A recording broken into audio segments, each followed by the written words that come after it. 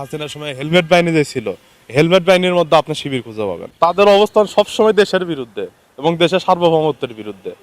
আবরার ফাহাদের যে হত্যাকাণ্ডের আসামিগুলো ছিল তার মধ্যে দেখবেন শিবির আছে। এই গুপ্তনীতির কারণেই এই আবরার ফাহাদের মতো নিরীহ প্রাণ দিতে হয়েছে। কিন্তু তারা কি বলছে যে আমরা ছাত্র রাজনীতি চাই না, অথচ যখন ডাকসুর কেন্দ্রিক করে শিবির প্রকাশ্যে আসা শুরু করলো তখন কি দেখা গেল যে যারা এই আন্দোলনগুলো করছে তারাই সবগুলো শিবিরের পোস্টের নেতা এবং তারাই শিবিরের পেট্রোনাইজার।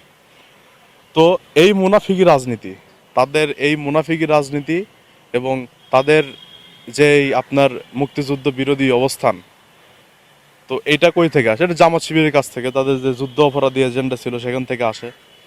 তো এই গুপ্তনীতি আমরা বিরোধিতা করছি এবং সেই সাথে সকল শিক্ষা প্রতিষ্ঠানের, বিশ্ববিদ্যালয় হোক, কলেজ হোক, স্কুল হোক, আমাদের অনেকের সাথে কথা হয়েছে, তারা এই বিষয়ে সোচ্চার এবং এই বিষয়ে কাজ করতে আগ্রহী।